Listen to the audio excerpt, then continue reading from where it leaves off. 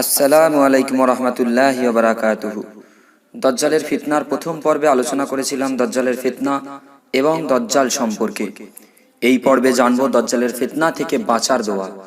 আয়েশা রাদিয়াল্লাহু আনহা বলেন, আমি নবী সাল্লাল্লাহু আলাইহি ওয়াসাল্লামকে নামাজের ভেতর দজ্জালের ফিতনা থেকে আশ্রয় চাইতে শুনেছি। তিনি নামাজের শেষ তাশাহুদে বলতেন, আল্লাহুম্মা ইন্নী আউযু বিকা মিন ফিতনাতি মাসিহুদ দাজ্জাল, অর্থাৎ হে আল্লাহ, আমি আপনার নিকট অভিশপ্ত দজ্জালের ফিতনা থেকে আশ্রয় চাই। আল্লাহুম্মা ইন্নী আউযু বিকা মিন ফিতনাতি মাসিহুদ দাজ্জাল।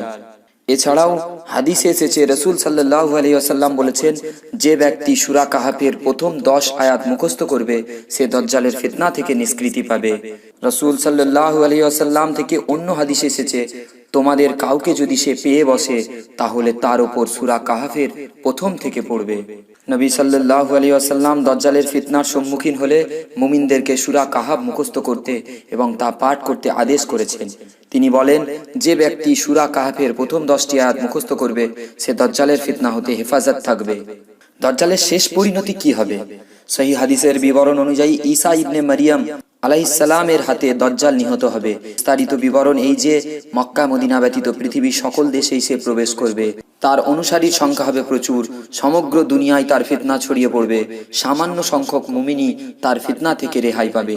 ঠিক সে সময় দামেস্ক বা দামেস্কাস শহরের পূর্ব প্রান্তে অবস্থিত এক মসজিদের সাদা মিনারের ওপর ঈসা আলাইহিস সালাম আকাশ থেকে অবতরণ করবেন।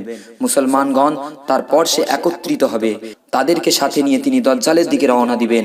দজ্জাল সে সময় বাইতুল মুকাদ্দাসের দিকে অগ্রসর হতে থাকবে। অতঃপর ঈসা আলাইহিস সালাম ফিলিস্তিনের লুদ শহরের গেটে দজ্জালকে পাকড়াও করবে। ঈসা আলাইহিস সালামকে দেখে সে পানিতে লবণ গলার ন্যায় গলতে শুরু করবে।